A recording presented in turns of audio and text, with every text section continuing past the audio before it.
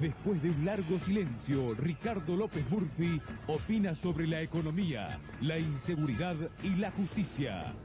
Seguridad, la semana negra, delincuentes que atacan y policías que no defienden. En exclusiva, testimonios estremecedores. ¿Ustedes festejan si matan a un policía? No, al pasado no sé. De frente más. Escándalo en la bonaerense. El gobernador Felipe Solá responde a todo. Y un debate caliente. Argentina, país de burros. Tras el demoledor informe de la UNESCO, responde el ministro de Educación.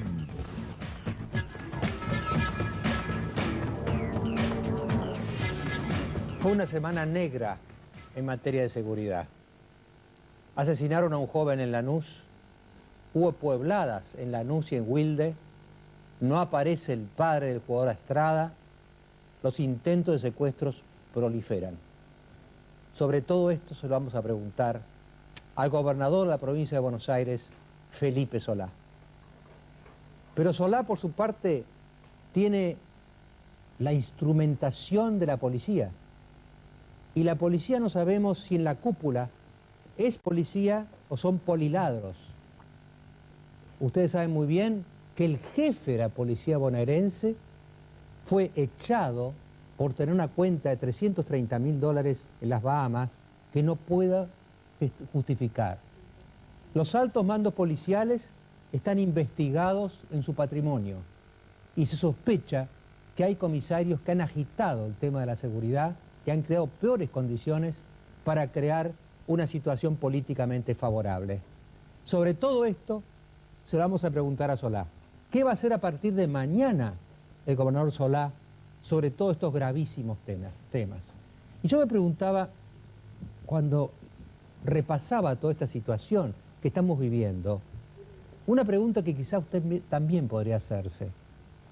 ¿Quién es mi enemigo en todo esto?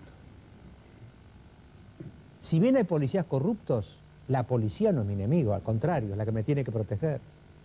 Si bien hay gobernantes equivocados, no son mis enemigos, son los que deberían darme una ley y un sistema para protegerme. Lo mismo los jueces, lo mismo los fiscales. Y hay una indicación de enemigo que es para mí la más aberrante de todas. Dicen que hay más inseguridad y más delincuentes porque hay más pobres. Entonces son los pobres nuestros enemigos, son la gente que vive en las villas, o son al revés, honorables y víctimas igual que nosotros. Yo les digo una cosa que he vivido en mi larga vida. He conocido mucho más gente honesta, pobre, que rica. Entonces tampoco son mis enemigos. Entonces, ¿quién es mi enemigo? Pregúntese usted. Mi enemigo es el delincuente, es el que me asalta, el que me mata, el que me secuestra. Ese es mi enemigo. Entonces nuestra pregunta es, ¿cómo piensa el enemigo? ¿Cómo le funciona la cabeza? ¿Qué motivaciones tiene?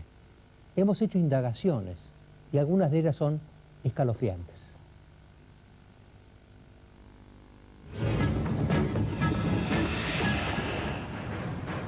Robo, coche, moto, lo que sea, cruche, casa, malas casas, todo lo que se pueda robar, robo. Si hoy en día hay un hambre. Secuestrar a una persona es fácil, pero la onda a cobrar. ¿Ustedes festejan si matan a un policía? Ni hablar, alto asado lo hacemos. De frente más. Más adelante vamos a indagar mucho más profundamente la mentalidad de mi enemigo. Ahora, antes de que venga Felipe Solá, vamos a la boca.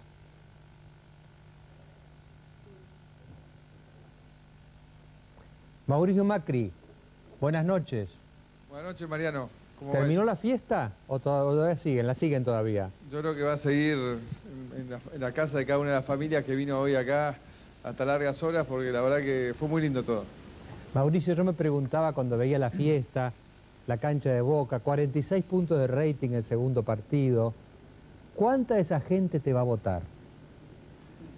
No sé, son cosas difíciles de sumar.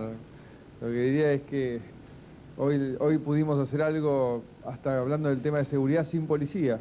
Cuando se quieren organizar las cosas bien y la gente quiere colaborar, se pueden juntar 60.000 personas a festejar sin que haya ningún tipo de problema, ¿no? Así que creo que eso es lo más lindo que tuvimos hoy y fue realmente una fiesta en paz, en familia, con alegría, creo yo, en una Argentina y con argentinos que quieren salir adelante, ¿no? Y que lo que pueden festejar, lo festejan hasta que vengan otras cosas que valga la pena festejarse. Ahora, Mauricio, en tu mente, ¿vos podés separar totalmente tu papel como presidente de un Boca sin duda exitoso, triunfante, otra vez con la fiesta, y tu papel como candidato de la Ciudad de Buenos Aires? ¿Vos no creés que de alguna manera este éxito indirectamente ayuda a tu candidatura? Yo no puedo separar la parte del hincha de Boca, es muy difícil, por eso lo llevás, como vos no separás la parte del hincha de San Lorenzo, pero creo que lo que sí seguro mejora es mi estado de ánimo, porque en este tema tan duro que es entrar en un mundo nuevo como el de la política, y en una campaña que pinta de ser agresiva, de mucha calumnia, mucha agresión en vez de discusión de propuestas, viene bien para estar más fuerte y aguantarse la que va a venir en estas semanas que quedan, así que bueno, para eso seguro que sirve. Después, obviamente, lo que ya habíamos hecho en Boca estaba hecho antes del último título, así que 6 o 7 no me parece que sea un cambio fundamental en términos de si esto sirve de presentación para demostrar que uno puede hacer algunas cosas que le sirvan al conjunto de la sociedad, ¿no? Que realmente que signifiquen una mejor posibilidad de Buenos Aires para todos los que habitamos acá, una mejor oportunidad de crecimiento, de seguridad, de desarrollo pacíficamente, que es lo que todos queremos, ¿no? Volver a una convivencia respetuosa en todo el espacio público de la Ciudad de Buenos Aires. Macri, buenas noches. Diego Valenzuela le habla. Buenas Usted noches. recién habló de la campaña, que tiene palabras duras y esto es así. Estamos viendo una campaña agresiva en lo discursivo. Ibarra dijo que usted disfrutó de la fiesta menemista y se benefició de ella. Y usted habló de Goebbels y de la Gestapo, para hacer mención a la campaña que hace Ibarra respecto de su persona. ¿Qué quiso decir con esto, Macri? No, yo quise decir y le pido a la gente, ¿no? Que escuche nuestra propuesta, porque uno escucha mensajes de jefe de gobierno, toda la gente que trabaja en el gobierno de la ciudad, confusos, más que confusos, mentirosos, diciendo que nosotros vamos a privatizar la educación pública, vamos a cerrar los hospitales, cerrar los hogares de día. Y la gente que viene por la calle me para y me dice, yo la verdad querría apostar a alguien nuevo como usted, pero me da miedo, porque usted va a hacer todo eso. Le digo, pero yo lo dije, ¿de dónde salió?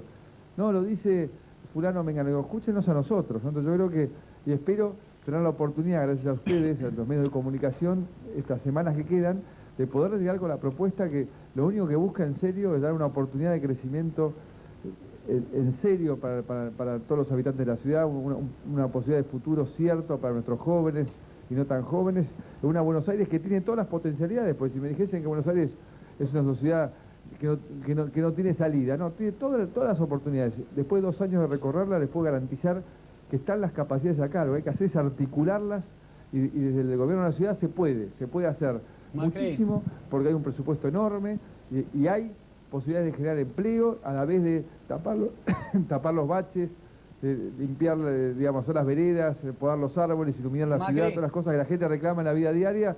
Se le puede sumar también la generación de empleo, y creo que ese es el desafío final, ¿no? Porque no alcanza con tapar los baches si no generamos oportunidades de empleo para todos, que es la mejor manera de combinar una correcta política de seguridad, porque Mauricio, a la larga, con tanta exclusión, con tanto desempleo, no hay política de seguridad que resista, ¿no? Mauricio, 2 comentarios futbolísticos. Gerardo Rosín te saluda. El primero, en este día de festejos y de alegría, no quería dejar pasar la oportunidad para que me felicites. Soy de Central, 7-2, no sé qué te dice esto. La verdad que lo que no me gustó es que Castril y la AFA hayan colaborado tampoco para pasar las fechas, pero los felicito y vos me tenés que agradecer a nosotros que entraron a Libertadores después de años, gracias a que pudimos ganar la final. No, le agradezco a Rusia y al equipo que nos permitió llegar a esa instancia. Y la segunda pregunta también es futbolística. Mariano te preguntaba sobre la gente que estaba en la cancha si te iba a votar y mucha gente que le gusta el fútbol se pregunta esto. Bianchi, ¿te va a votar? Bueno, pregúnteselo a él. ¿A vos qué te parece? Vos lo conocés. Yo lo veo poco. ¿Qué te parece? ¿Te va a votar? Yo creo que es un hombre inteligente y conoce cómo se trabajó acá en el club y disfruta del orden, la tranquilidad, la planificación que le pudimos dar a Boca para que hombres de su capacidad y jugadores talentosos como los que tenemos hayan conseguido las cosas que han conseguido, ¿no? Mauricio, sí. No, Daniel. quería hacer una pregunta muy cortita. Mauricio, Daniel Capalvo te habla. El 24 de agosto, que es el día de la elección, ¿vas a festejar como festejaste hoy o ya sabés que vas al balotaje? No, yo creo que con esta absurda forma de definir quién gobierna la Ciudad de Buenos Aires, 50 más 1 es imposible, con lo cual balotaje vamos seguro, así que habrá que 24 de agosto y de vuelta a septiembre, ¿no? Y en ese caso... Molestando de vuelta a los vecinos, porque en todos los demás distritos de la Argentina se decide una sola vuelta, solamente acá de vuelta nos quisimos hacer los sofisticados y vamos con este tema del doble vuelta, ¿no? Mauricio, ¿cómo interpretás lo que todos leímos en los diarios esta mañana, el retiro de tu padre? Como un hombre que tiene una larga trayectoria, la cual siempre ha apostado al país, ha generado más de 1 millón de puestos de trabajo a lo largo de su vida.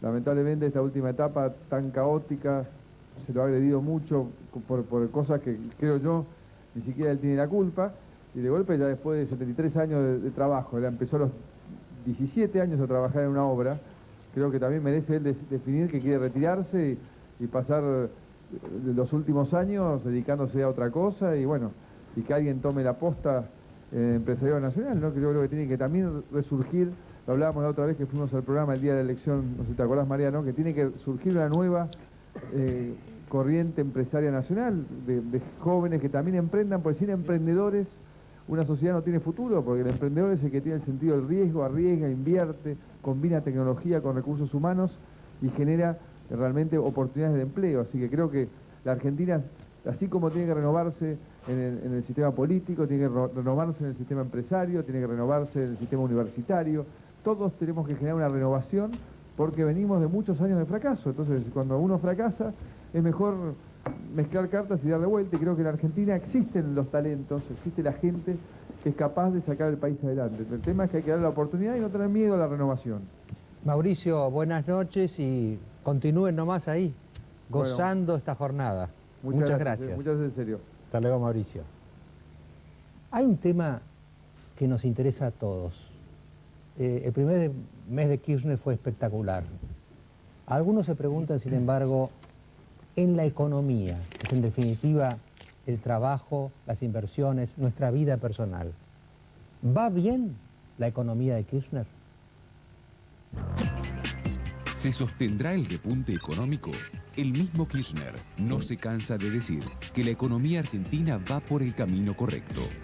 Dólar estable, inflación controlada y el costo de vida en baja ayudan al optimismo que el nuevo gobierno logró despertar en gran parte de la sociedad. Pero en la economía argentina no se terminaron los problemas y habrá que ver cómo les hace frente el equipo de La Baña. Pese a la pelea, por el momento no se aumentarán tarifas y ya se abrieron las renegociaciones de contratos con las empresas privatizadas. Y parece haber empezado el ataque de Kirchner contra los evasores, a quienes les prometió un futuro con traje a rayas. En un solo día, la AFIP allanó 185 entidades en el mayor operativo de la historia impositiva. Cada uno de los pasos que da el gobierno sobre la economía están en la mira del fondo. Si bien la visita del titular del fondo, Horst Köhler, fue como un gesto cordial hacia el gobierno, las exigencias que pretende el FMI son muy severas. El acuerdo, mientras tanto, se hace esperar, pero es indispensable para entender el futuro. ¿Qué rumbo tomará la economía en los próximos meses? Doctor López Murphy, gracias por acompañarnos. La primera pregunta es, en lo económico, ¿vamos bien en este primer mes de Kirchner? Bueno, yo diría que la sociedad, usted sabe que está como muy fatigada y tiene una enorme necesidad de creer y tiene bajas exigencias. Yo diría que los temas esenciales, los problemas sustanciales, todavía no hemos conocido el programa de gobierno, y yo creo que eso tiene mucho que ver con primero la continuidad del equipo que ha venido administrando este tema, y segundo, tiene que ver, me parece a mí, con la necesidad de presentar un plan integral. Eso va a ser inescapable para la negociación internacional y también va a ser inescapable para el presupuesto nacional. Ahora, usted en este primer mes, supongamos que hubiera ganado usted y no Kirchner, ¿habría hecho lo mismo que él en lo económico? No, seguramente hubiéramos ido por otro camino. Yo creo que la idea, no solo en ese tema, en general, fíjese usted, en general la actitud ha sido de postergar. Por ejemplo, hoy anunciaron que la reforma política se iba a postergar para el 2004. Si hay algo en la que estamos en cesación efectiva con la ciudadanía es en ese tema. Yo creo que ahí no hay espacio. Yo escuchaba recién a los que hablaban sobre la ciudad de Buenos Aires. Usted mire lo que pasó ayer, la cantidad de listas que lleva cada candidato. Doctor Ibarra lleva 4 listas de diputados, el ingeniero Macri lleva 4 listas.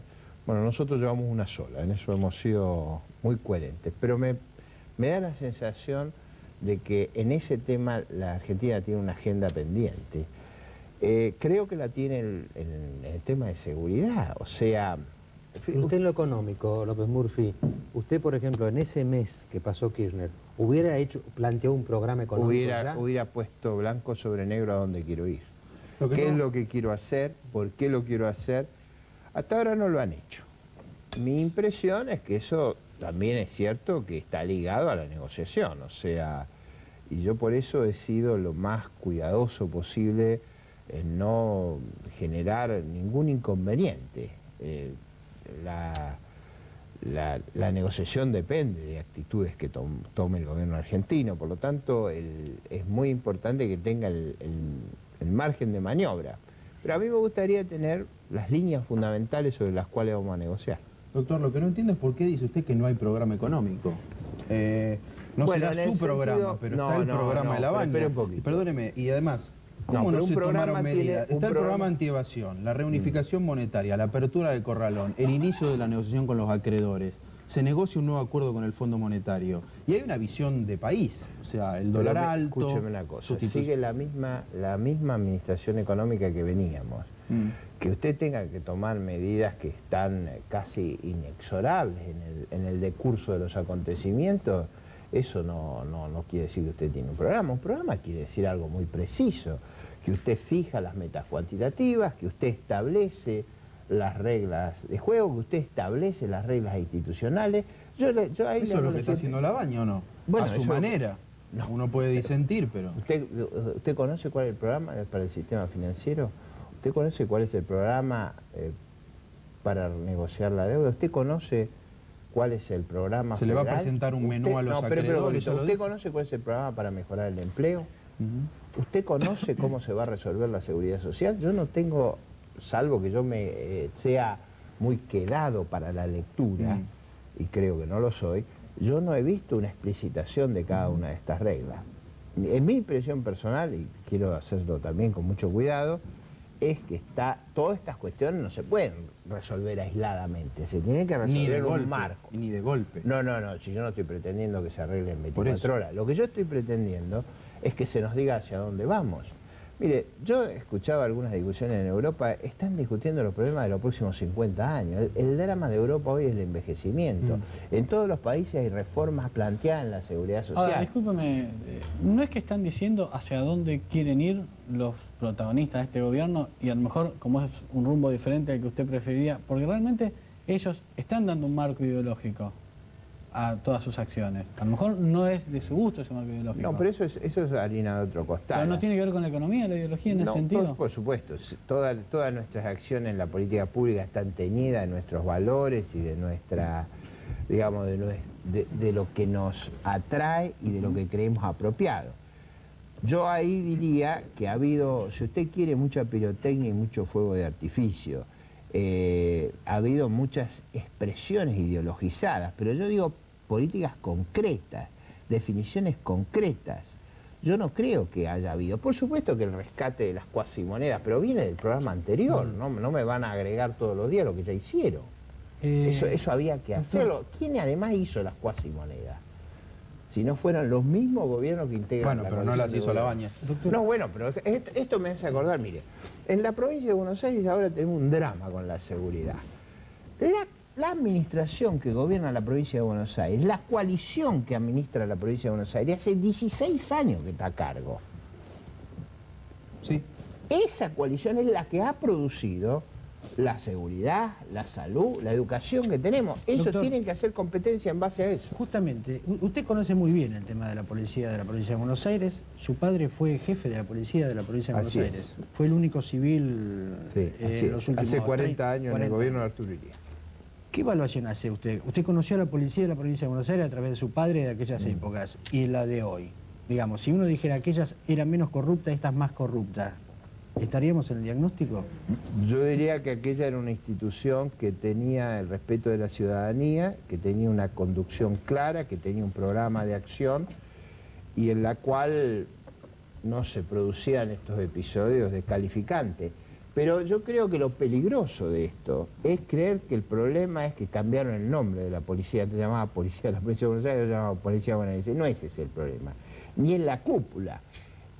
Por supuesto Bueno, que la cúpula tiene un problema. Hay problemas. La han cambiado como 10 veces en los últimos años, en los últimos 2 o 3 años. El problema es la conducción política que dio lugar a esto. Porque no es que estamos juzgando una administración de hace un año, estamos juzgando una administración que ejerció el poder 16 años.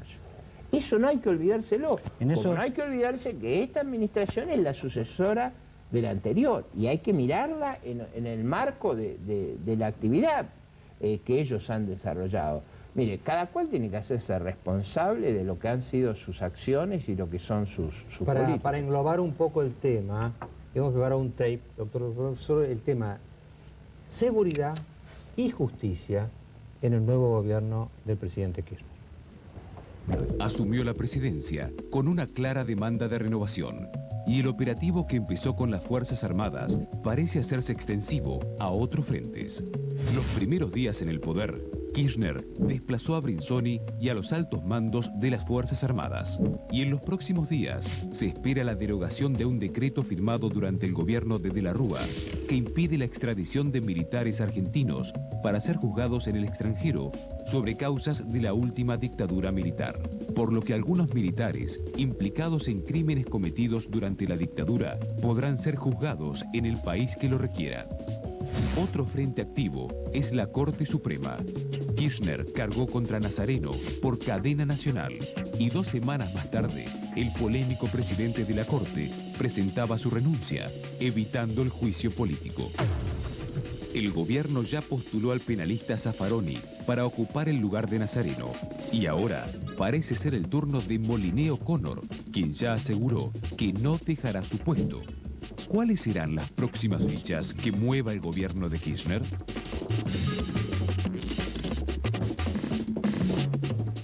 Son unos cuantos temas, ¿no? Sí, de seguridad y de justicia, bueno, de defensa también, de defensa con el tema militar, de seguridad, de justicia con la Corte, son unos cuantos temas. Me subo, Mariano, si usted quiere, al de seguridad, que habíamos empezado antes. La pregunta es la siguiente. ¿Usted cree que la connivencia entre los policías y los delincuentes la descubrieron esta semana cuando descabezaron a la cúpula? Y la segunda pregunta es, usted critica tanto al aparato político, ¿usted cree que el aparato político va en algo en esos negocios? Bueno, ahí ha habido, sin duda, el descontrol no se produce gratuitamente y estos episodios no se producen gratuitamente. Si usted está administrando una fuerza de seguridad de ese tamaño, una fuerza de seguridad que en número más grande que el ejército argentino, en esas condiciones, el cuidado que hay que tener en la formación, en la disciplina, en los valores institucionales, las fuerzas no tienen esa solemnidad porque sí, porque hay que crear ciertos valores, hay que crear ciertas reglas. Eso hay una responsabilidad política inescapable. Y esa responsabilidad política se ve detrás de las reformas que han hecho, de los fracasos y hasta de las declaraciones. Yo sugiero a cualquiera de los televidentes que miren las declaraciones de Saín hoy en un matutino de la capital federal, para contestar esa pregunta con toda precisión. Ahora, yo, volviendo al tape y llevando a la cuestión al conjunto de decisiones que se han tomado. Mire, yo cuando se produjo el episodio de la cadena televisiva, a mí no me pareció bien. A mí no, en general me parece mal que el presidente tome la cadena, y menos que tome la cadena para afectar otro poder. Yo creo que la Corte preexistente tenía problemas y ninguno de nosotros los ignora. El mecanismo adecuado es el de utilizar el sistema institucional, que es presentar las denuncias en la Cámara de Diputados y proceder a actuar de acuerdo a las normas establecidas. Ahora, una vez producida la renuncia de Nazareno, yo sugerí, planteé como mi posición, una regla que era muy clara sobre cómo había que buscar el sucesor si se tomaba la decisión de mantener este número de miembros de la Corte. Yo me puse 3 reglas. Primero, terminemos con la Corte propia. No designemos a alguien que sea partidario del gobierno, porque ese fue la madre de todas las dificultades. Segundo, desígnese a una persona que tenga los ribetes académicos y profesionales adecuados. Tercero, evítese, como se evita en todas las Cortes Supremas del mundo, designar a una persona que tenga visiones extremas en materia jurídica. Perdón, ¿usted cree que Zaffaroni reúne esas condiciones? Vamos a eso. No, yo no me voy a escapar de eso. Vamos a eso. Primero, el profesor Zaffaroni ha estado identificado con el presidente Kirchner. Ha integrado... ¿No es independiente Zaffaroni?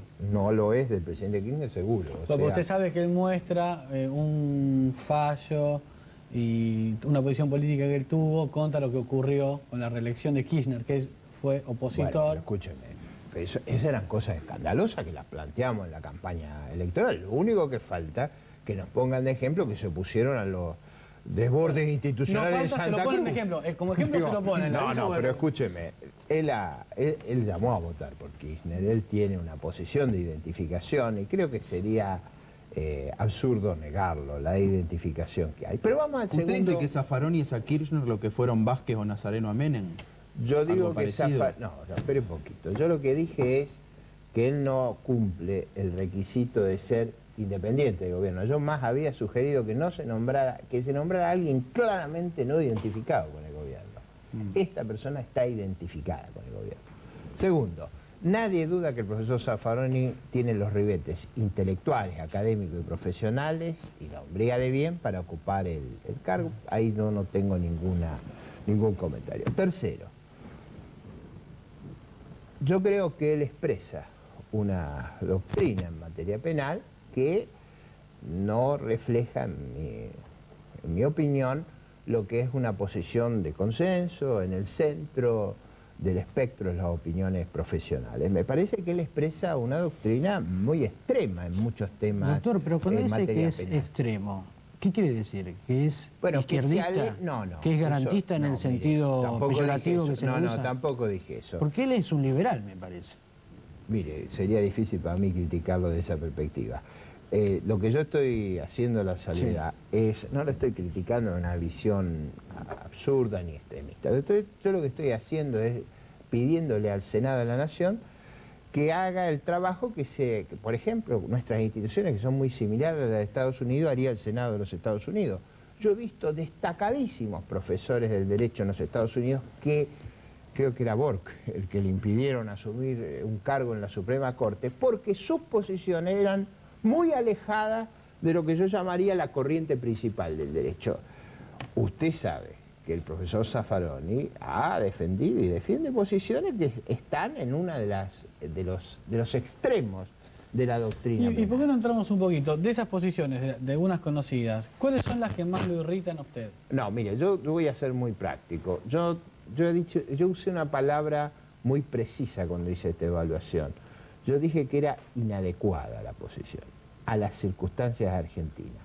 Si usted me dijera las circunstancias fueran las de Noruega o Finlandia, yo tendría muchas menos observaciones. Yo digo que con los problemas de seguridad que hay en la Argentina, tener una actitud donde prácticamente se censura la propia existencia de cárceles, me parece que no es la línea más conveniente para lidiar con los problemas de agresividad y de delito que tenemos en la Argentina. Ahora, yo creo honestamente que necesitamos una particular firmeza en ese aspecto de lucha contra la delincuencia, y esa firmeza tiene que tener el aval del máximo tribunal. Claro, a mí me llamó la atención esta posición suya y también de Patricia Bullrich, bueno, por esto del liberalismo que planteaba antes Daniel, ¿no? En Zaffaroni- ningún lugar yo hice una observación a lo que sería la posición de defensa de las libertades públicas. En Pero eso por no hay eso, ningún porque cuestionamiento. Lo que No, pero prioriza escúcheme, Zaffaroni es la pero- defensa de las garantías individuales, Pero de y eso yo no- lo creo en esa bandera en también. En eso punto yo uno. también lo hago. Pero lo que eso dice- no es lo que está en juicio. Bueno, Acá lo ahí que vamos. está en juicio son posiciones Porque que a mí me hacen- gustaría ubicarlo a usted. posiciones que Zaffaroni hacen... dice que él está en el derecho penal liberal y enfrente tiene el derecho penal autoritario.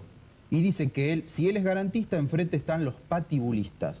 En resumen, la pregunta sería, ¿usted es patibulista y porque partidario eso- del derecho no, penal pero escúcheme, autoritario? es como si usted me dijera, yo estoy por la vida y usted está por la muerte. Yo no soy Millán Astray, así que no jorobemos con eso. O sea, digo, Millán Astray era un famoso personaje del franquismo hay que toda decía una, viva hay la toda una muerte. generación de televidentes No. que acaba de cambiar de canal, no sabe de qué está hablando usted. No, pero no es malo que citemos la historia, porque justamente lo que yo estoy tratando de evitar es que nos lleven a una polarización que no es la que yo estoy dispuesto a comprar. Yo estoy en posiciones muy moderadas y muy razonables. Mire lo que está pasando en Francia. No me va a decir que Francia es un país patibulista. No lo es. Sin embargo, Francia, enfrentado a un problema de delito, su ministro de Interior y su ministro de Justicia están realizando una enérgica tarea para enfrentar al delito y lo hacen tomando medidas y encarcelando a los delincuentes. Y ahí yo quiero marcar, acá el eje central no es solo proteger los derechos del victimario, hay que proteger a las víctimas. Acá vamos a partir de esa base. Lo primero, lo que está primero en la agenda, es proteger a las víctimas. ¿Quiénes son los enemigos?, preguntaba el doctor Rondón hace un rato. Bueno, primero son los que violan las normas y las leyes, ese es el problema.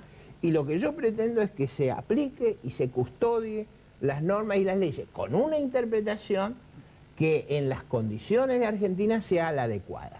Vamos a una pregunta final cada uno. Para tener más claro, ¿a quién propondría usted para la Corte? Bueno, yo creo que el ranking que ha salido por los periodistas me pareció, profesores de Derecho, me pareció muy razonable. O sea, primero, ¿quién? Estaba Sapsay. Yo tengo otra candidata. La doctora... La doctora de Carlucci. La doctora de Carlucci. Ella hubiera sido todavía más impactante para mí. Y por una cuestión de género, además, que haya alguna mujer alguna vez en la Bueno, Corte. primera fue Margarita Argúas, que me tomó examen final a mí cuando me recibí.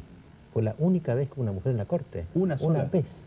Mire, yo alguna vez que me preguntaron, le voy a hacer honor a un destacado hombre del derecho, yo propuse al doctor Morelo. ¿Por qué? Porque por su propia edad, por su propio prestigio, nadie iba a creer que lo iba a manipular nadie y que iba a estar al servicio de generar una determinada orientación en la gestión de la Corte Suprema. Pero acá lo que quiero decir es algo que es necesario. Mire, estamos en un periodo donde este clima de una sociedad fatigada hace que prácticamente se crea imposible poder manifestar las opiniones. Yo estoy manifestando una opinión que es razonable en el marco de cualquier nación organizada de la Tierra y lo voy a hacer con firmeza. Esa es mi obligación. El país necesita que haya una voz que marque los límites. Doctor, una pregunta política. ¿Va a ser candidato a diputado por Buenos Aires para no tirar por la borda lo que consiguió en la elección ¿Pero nacional? por qué lo voy a tirar? No, porque algunos dicen Pero cerca suyo que si usted no está en la lista, al partido le va a ir bastante peor y que eso va a ser paso atrás Mire, yo no en la creo construcción eso. política. Nosotros vamos a hacer una fuerza alternativa en la ciudad de Buenos Aires y en la provincia de Buenos Aires y en todo el país. Yo estoy convencido que en la ciudad de Buenos Aires somos como lo hemos sido en otros lugares y lo vamos a hacer en la provincia de ¿Va a ser candidato o Buenos no, Aires. Ricardo? Eso lo va a reconocer el 14 de julio. A usted le gusta decir, yo no me voy a escapar a eso, yo no me voy a escapar a lo otro. Y yo siento que usted se le escapó a la pregunta. No, yo no me escapé. No, a esa. Si no sabe a cuál le voy a decir. No me escapo a ninguna. Bueno, eso es una bravuconada. No es una bravuconada.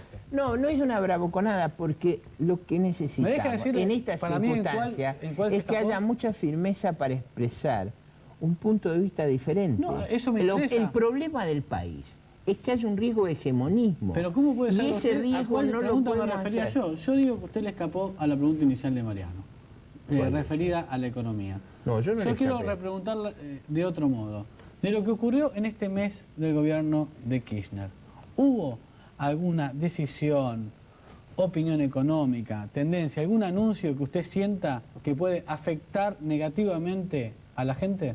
No, simplemente si yo tuviera que hacer un comentario diría, a mí me gustaría que cuanto antes el gobierno presente un programa estructural para... Yo alguna vez dije que lo vamos a juzgar a este gobierno por el empleo que se cree y por la reducción de pobreza. Esos son dos indicadores muy poderosos, que la gente los puede seguir.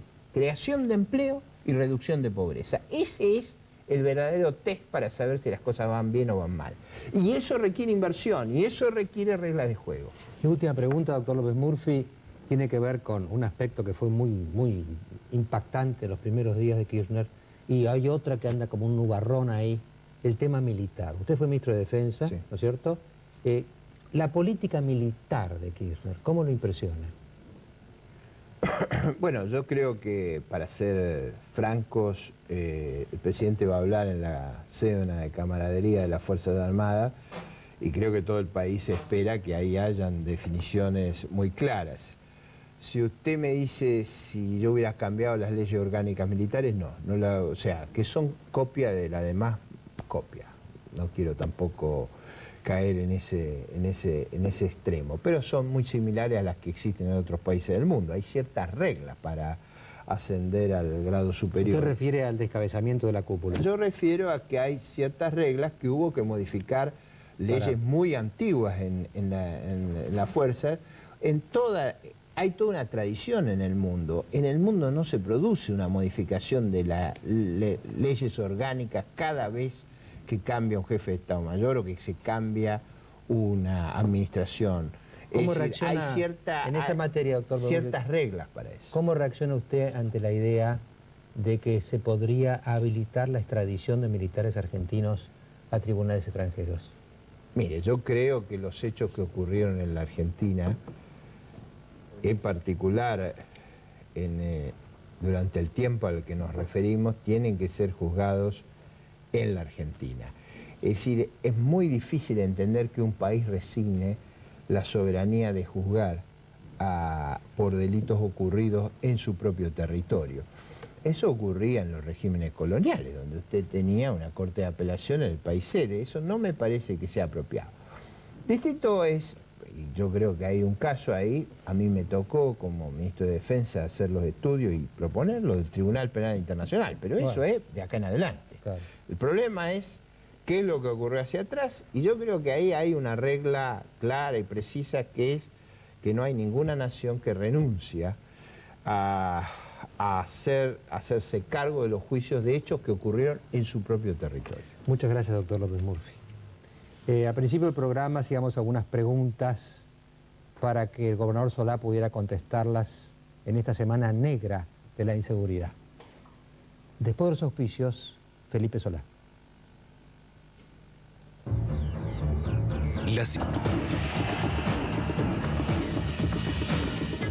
Bueno, yo he estado pensando bastante, y todos nosotros, sobre este diálogo que vamos a tener con el gobernador Solá, el hombre de la semana, en la Semana Negra. Va a ser un diálogo, creo que áspero, pero muy franco, y porque creo que todos, incluido él, por supuesto, antes que ninguno, estamos muy preocupados con lo que está pasando en materia de seguridad, particularmente en la provincia de Buenos Aires. Yo pienso que hay tres líneas por donde podríamos conversar. Primero, hay esta especie de pulseada entre el gobierno bonaerense y una cúpula policial, por lo menos parcialmente corrupta, como pasó con el caso de la cuenta en Bahamas del jefe Sobrado. Entonces, la primera línea de pregunta va a ser, ¿quién gana la pulseada? La segunda línea de preguntas, me parece a mí, son las puebladas. Hemos tenido arrecifes, en Lanús, hay puebladas. ¿Un cacerolazo está en camino? ¿O las puebladas están manejadas políticamente? ¿Hay algo detrás de las puebladas? Por ejemplo, ¿hay menemismo?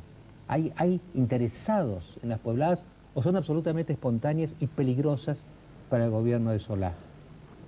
Y en tercer lugar, una pregunta dura, ¿no? Si Solá cree, si usted cree, que estamos en el peor momento de la seguridad y se siente que la jurisdicción provincial ha fracasado y tiene que apelar a Kirchner y tiene que apelar al gobierno nacional.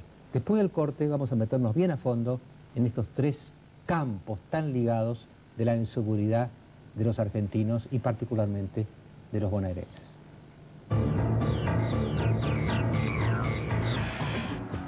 Mientras la inseguridad sigue ganando las calles, un nuevo escándalo estalló en la policía bonaerense. Primero fue la renuncia de Alberto Sobrado por conocérsele una cuenta no declarada de $333.000 que el ex jefe de la bonaerense poseería en las Bahamas. Y ahora, el gobierno de Solá va por más e investiga a toda la cúpula de la policía más polémica del país. El Ministerio de Seguridad Provincial revisa el patrimonio de unos 44 comisarios de los altos mandos de la fuerza. Juan Pablo Cafiero aseguró que puede haber unos 20 casos que sigan los pasos de Sobrado y lanzó un ultimátum a sus fuerzas. Además, el gobernador Solá aseguró que comisarios retirados de la bonaerense activan políticamente para crear inseguridad y los vinculó con el menemismo. El escándalo dentro de la bonaerense crece al ritmo de las demandas de la gente, que vive con miedo y toma las calles para pedir seguridad. La gente se hartó de la inseguridad y le exige respuestas al gobierno. ¿Se viene una depuración de la bonaerense? Ahí está el primer tema, ¿no? La pregunta la voy a repetir yo. Creo que era si había una pulseada. No hay una pulseada entre la cúpula policial y el gobierno. No tiene la característica de pulseada lo que ha ocurrido. Si alguien quisiera pulsear, ya le hemos indicado a toda la cúpula qué tiene que hacer. Tiene que irse inmediatamente aquel que quiera pulsear o no pueda demostrar cuál es su estado patrimonial y no puede explicarlo. Existía la idea de que meterse con el patrimonio era meterse con la intimidad. En realidad con la intimidad no hay que meterse nunca, pero el patrimonio nunca es íntimo. El patrimonio de un hombre público es público. No existe un patrimonio íntimo. Ahora, la idea de que hay una cúpula es una idea equivocada desde el punto de vista de la realidad. La idea de que hay una sociedad secreta o una sociedad de hecho en la cúpula es una idea equivocada. Lo que hay es un conjunto de hombres que tuvieron diversas trayectorias y llegaron a esa función. Cuando uno de ellos cae en una situación como la de Sobrado, la mayoría de los que son honestos se ponen en un estado de indignación fenomenal, cosa que yo he visto. Lo acusan a Sobrado porque antes de ser designado superintendente, en el mes de julio del año pasado, después que nosotros habíamos revisado su patrimonio, habíamos hecho una inspección ambiental sobre cómo vivían su exmujer, cómo vivían su familia, etcétera, sus amigos, una ambiental completa, porque él no avisó que tenía plata afuera no declarada. Así que no hay una pulseada. Lo que hay es una determinación muy firme nuestra de que, como les dije, el que no puede aplicar su patrimonio se va, en primer lugar. Y en segundo lugar, una determinación muy firme, más fuerte, más importante que eso desde el punto de vista de la inseguridad, yo creo que es ir a fondo. Claro. Ir a fondo en la inseguridad. No se trata de perseguir comisarios por deporte, porque nuestro enemigo no es un comisario normalmente, nuestro enemigo es el delincuente. El enemigo de la gente son los delincuentes, no los comisarios. Si el comisario es en ese momento alguien que no está cumpliendo con su deber, o que no puede justificar eso, o que está mezclando su interés personal, patrimonial, con el delito, y por lo tanto está cometiendo delito, se convierte en un enemigo más. Pero nuestro enemigo central no es la policía, nuestro enemigo central son los delincuentes. Con la pregunta incómoda que yo mismo me hago, ¿no? Supongamos que ustedes están realmente diciendo, bueno, vamos a depurar hasta donde haya que depurar. ¿No es la corrupción policial no es como una infección muy generalizada, por lo menos en los mandos superiores? Y si ustedes siguen, por ahí se quedan sin nadie. Dos cosas sobre esto. En primer lugar, yo no creo que haya sociedad policial, sino carreras particulares. Carreras personales que llegan hasta cierto punto. En segundo lugar, lo que nosotros vemos de los oficiales jóvenes y de lo que sale de los institutos de formación de oficiales y suboficiales es una enorme búsqueda de pertenecer a un lugar que sea prestigioso. Dado el desprestigio que desde el año 97, en especial desde el asesinato de José Luis Cabezas, adquirió la policía de la provincia de Buenos Aires. La palabra bonaerense es una palabra desprestigiante, que yo no uso porque de por sí tiene una carga de desprestigio que yo no quiero usar. Entonces, Lo que viene es totalmente distinto. Lo que Ahora, está es heterogéneo. Lo que está es heterogéneo como en casi todos los lugares. Supongamos que lo que viene Pero eso no es que para menor duda que es distinto. no es corrupto, o por lo menos en su gran generalidad. ¿Eso garantiza eficiencia? Porque también una persona puede ser una buenísima persona y ser ineficiente. No, la eficiencia, digamos, el tema de la corrupción se maneja de arriba para abajo. Es decir, primero, no puede haber pacto de los políticos con los policías. Y la idea del pacto está presente en muchas mentes políticas. La idea con la policía hay que pactar, entonces la policía trabaja y uno mira para otro lado. O peor todavía, uno recibe parte de los dividendos del delito policial. Entonces, sobre ese punto, ¿No es cierto? Esa idea no estuvo nunca presente en mi gobierno desde el primer día. Y creo que hay pruebas suficientes de eso. Ok, este nivel de corrupción policial del que hablan hasta sus funcionarios ya está. Pero me hablaron de eficiencia, yo quiero contestar. Sí, pero usted dijo algo que yo no quiero que se me escape, y es que los políticos, de algún modo, hicieron la vista gorda frente a eso. ¿Usted cree que en la provincia de Buenos Aires... para que funcione, muchos políticos, no todos, creen que para que funcione bien la policía hay que hacer un pacto? Sí, pero yo lo que le pregunto es esto. Ese pacto, incluye sociedades, se hablan desde juego clandestino, prostitución, droga. Usted sabe, todos los negocios que integran lo que se llama la caja negra de la policía. ¿Usted cree que hay políticos que son socios de los policías corruptos? Yo no descarto que haya políticos que sean socios de policías corruptos, pero a mí no me parece que sea algo tan fácil de sostener en el territorio bonaerense, tan fácil de llevar adelante, tan fácil de, digamos, de no ser descubierto. Ahora, ¿qué pasa? También se da el caso del policía eficaz en materia de lucha contra el delito y que, al ser eficaz, no es presionado políticamente, en el territorio me refiero, no es presionado políticamente para mostrar si además de eficaz es honesto. Se da un tercer caso, y es que el policía no puede ser eficaz porque es deshonesto. Entonces, no tiene autoridad moral. Tiene un cadáver en el ropero. Entonces, como tiene un cadáver en el ropero, no puede dar órdenes con autoridad moral, por lo tanto no puede ordenar investigar porque él puede ser investigado. ¿No es cierto? Eso ocurre también. Ahora, voy a hacer una pregunta brutal, quiero decirles ¿no? algo. La eficacia sube y la moralidad baja. ¿Qué quiero decir? La moralidad pasa por, primero, la cabeza política, segundo, la cabeza policial, y ahí va bajando. Es decir, se construye de arriba para abajo. Y eso pasa en todos lugares del mundo y en todo gobierno. Una cabeza que moraliza es una cabeza con autoridad moral y empieza a cambiar hacia abajo. La eficacia sube, la eficacia o está en la comisaría o no existe la eficacia. No sirve tener comandos en la planta eficacia si la comisaría no tiene eficacia. ¿No? Yo haría una pregunta que es brutal. Y la comisaría es eficaz si el barrio está tranquilo, si no, no es eficaz. Yo haría una pregunta realmente brutal, ¿no? ¿Qué es esta? En época de Closic, de la maldita policía, ¿no? La revista Noticias que trajo esto, de muchachos de noticias, ¿no? En esa época vos tenías una mafia policial, pero que al mismo tiempo contenía el delito. Porque decía, muchachos, no pueden matar, Eso es lo que teníamos.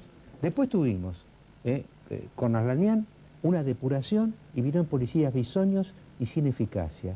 ¿No será que tenemos que elegir entre dos males? Hay gente que me dice, hay que elegir entre dos males. Darles rienda, que hagan la suya y que contengan. O, ¿sabes qué? Los desmoralizás, los descabezás y es la anarquía delictiva. Bueno, eso es exactamente la idea del pacto. La idea que yo denuncio del pacto es esa. Nosotros no hacemos pacto. Cuando uno hace un pacto con la ilegalidad, cuando uno mira para otro lado, pierde toda autoridad moral. Si pierde autoridad moral, no puede combatir el delito. No puede combatir a los delincuentes. Y además, la asociación entre política y delito, o poder, política y delito, que existió en la Argentina de forma más fuerte en los 90s, más fuerte que antes, porque antes existió en la dictadura, pero después apareció con más fuerza, también tiene relación con la voluntad de hacerse delincuente de mucha gente. No es solamente el empobrecimiento, pues sería un poco injusto. En primer lugar, creo que lo que hay que marcar es la desigualdad social como elemento central para el delito. La profunda desigualdad de unos muy, muy ricos y otros muy pobres, ese es lo que siempre tiene correlación positiva con el delito en todo el mundo. Más que la pobreza, que es una cosa más generalizada. Y en segundo lugar, ¿cuál es el grado de autoridad moral de aquellos que conducen el Estado? Es decir, si ha habido asociación entre poder y delito, política y delito. Eso este es el fondo, el trasfondo también de la crisis delictual argentina. Ahora, no se puede entonces pretender combatir el delito haciéndose el sonso con los temas del delito. El delito en la policía o el delito en la justicia o el delito en el propio Poder Ejecutivo. No se puede. Esto no nos convierte en ingenuos. No nos convierte en salames que agarran la ley y quieren discutir desde acá y combatir el delito. No, nosotros cada vez estamos más cerca de los problemas de todos los días. Yo sé perfectamente cuál es la caja, me refiero al movimiento diario y blanco de una comisaría, sé cuánto reciben para nafta, sé cuánto reciben si los autos son con gas natural comprimido, si los autos son nafteros, sé cada vez más de cuánto recibe un comando, cuánto recibe una departamental, las 4 categorías de comisaría que tenemos según la importancia en términos de cantidad de gente, sé cuáles son los principales problemas de un policía, les he empezado a sacar los presos a los policías, que era lo que más los obsesionaba, los presos de comisaría, salen a 120 por día de promedio desde hace 15 días, y para mí eso es un enorme alivio respecto a la situación que tenían. La primera sorpresa que he tenido esta noche yo es que tienen nafta, por lo que yo veo hasta en la zona que estoy. Bueno, yo ahora les voy a explicar el tema de la nafta porque no hay más excusas. Porque no tienen nafta. Que quede claro como gobernador que no hay excusas para no combatir el delito.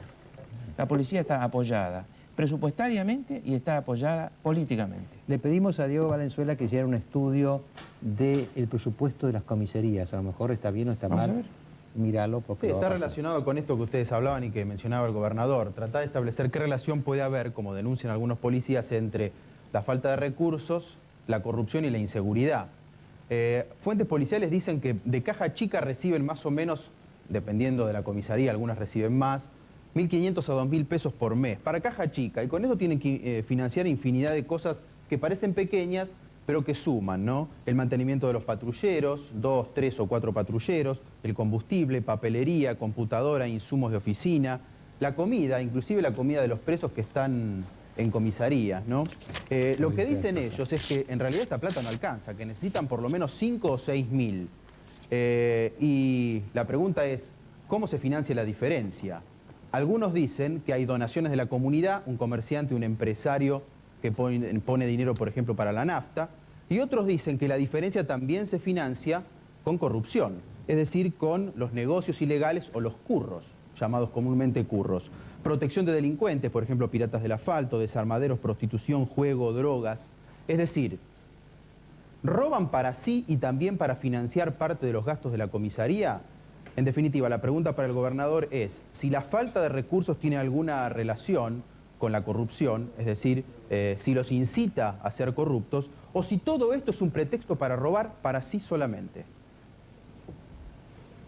Bueno, vamos a aclarar. Primero, las comisarías tienen 4 categorías. Reciben de 2.000 a 1.000 pesos, 2.000, 1.000 y pico, 1.000 pesos, según la categoría que pasa por la cantidad de gente que tienen que custodiar. Esos 2.000, 1.000 y pico, 1.000 pesos no son mensuales, son rotativos. Es decir, cuando el comisario tiene los comprobantes de lo que gastó, inmediatamente recibe la reposición de esa caja. No importa si los gastó en menos de un mes.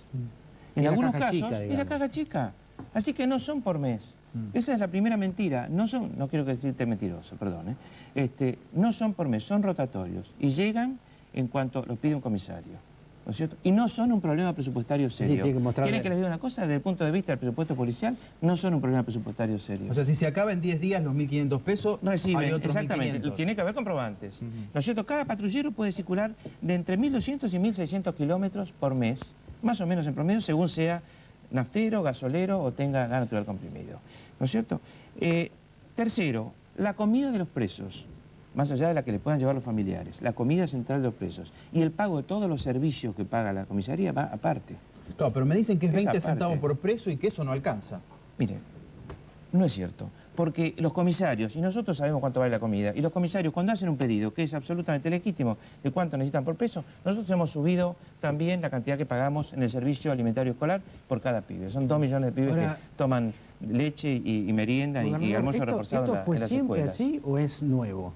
No, nosotros, mire, esto se dice a cada rato, pero la versión esta que daba Diego yo este acá, año subí el presupuesto de seguridad de más o menos 1.020, 1.030, 1.050 millones, que fue el año pasado, a 1.280 millones. Bueno, mejor, la verdad. ¿No es cierto? Así que, que no me corran, no hay excusas. Mire, los policías tenían toda la razón respecto del tema de los presos. Parcialmente la siguen teniendo, porque todavía no han salido todos los presos que tienen que salir. Las comisarías estaban llenas de presos en el conurbano. Yo hice cárceles, cárceles y calabozos. ¿Cuántos? 5.500 solo este año. Y el año que viene y los otros años tiene que haber 3.000 por año. Bueno, entonces, perdón, ¿No es cierto? discúlpeme. Y le empecé a Usted sacar dijo los que su precios enemigo... ahora. Ok, entonces hagamos Segundo, esto. yo compré 1.000 patrulleros y arreglé otros 500. ¿Entraron los 1.000? No, entraron 700 hasta ahora, o Ok. 600 y pico. Yo entendí, Lo compré ahora los este policías año. no tienen excusa Y el año para pasado correrlo. arreglé Entonces 500. vamos al tema de fondo. Usted dijo que el enemigo, citando lo que había dicho Mariano, es el delincuente. Sí. Los policías no y tienen también excusa. cuando un policía, ¿Ustedes tienen el enemigo excusa, también es no? un policía que se También excusa entendí, y por eso y que dice tratamos no tengo el tema. nada. No, para redondear este tema, no, yo te quiero decir lo que yo vivo. Vos sabés que yo estoy en el campo, y te digo, en mi zona le dan plata a la policía para nafta, y le dan el Automóvil Club, y le damos nosotros, todo el mundo le da Puede plata ser a la que quieran nafta. que recorra más de esta cantidad. Pero que está, Puede ser está que bien quieran o que somos recorran todos más. imbéciles acá, No, ¿cómo no, es? puede ser que recorran más, puede ser que tengan vigilancia especial. Es muy común que alguien se acerque y ¿Cómo diga, se garantiza que la plata acérquense, que le da la comunidad no se acérquense la también queda a mi el campo y a la zona tal. En las zonas rurales hay muchas veces, la protección Claro. de una zona rural Es muy no complicado. pasa por las veces que pasa el patrullero. Porque si fuera por las veces que pasa el patrullero en una zona rural, estaría totalmente No, te digo desprotegida. que a nosotros nos, el patrullero nos pasa en trabajan muy relación a la bien. cantidad de gente ¿Sabes que cómo vive trabajan con en nosotros? un lugar. Ellos tienen un celular. Y tienen una Sí, patrulla nosotros que dando tenemos- vueltas, son la muchos patrulla rural kilómetros. va avanzando Entonces, cada vez donde más. uno ve una cosa rara, ¡pac!, llama al celular y vienen. Pero el reclamo general es que no les da la Sí, nafta. eso ¿no? es un pedido de un aumento de seguridad a raíz de que uno de los elementos que creció en la delincuencia fue el delito rural. ¿No es cierto? Las zonas rurales, Mariano, eran tranquilas. Y dejaron de ser tranquilas no solamente los pueblos de campo, como Arrecifes u otros, sino también algunos lugares donde vive gente en el campo. Es decir, por lo menos empezó a pensar la gente que podía ser asaltada.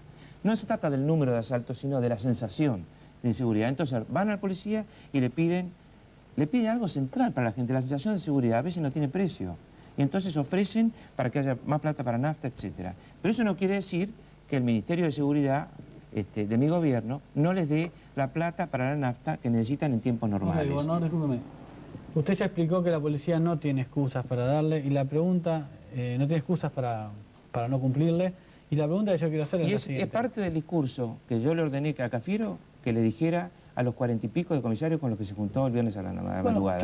El discurso fue ese. Primero, no hay excusa. Segundo, el que no acepte una tomografía sobre sus bienes, se va.